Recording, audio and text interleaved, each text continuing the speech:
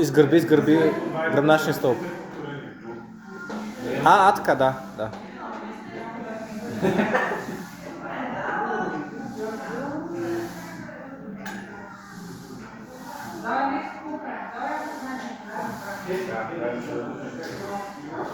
Усещаш ли как се изменя леко вляво и вдясно, когато... Това е идеята.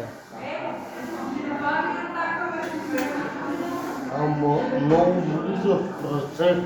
Да, аз за това казах, че по принцип, за да не влиза много и в краката, свиват лекичко коленете. Само, че в твоя случай все още нямаш добра стабилност. Виж какво се получава. И така, иначе сега би трябвало да не го усещаш много в пръстите, нали? Ето. Не мога.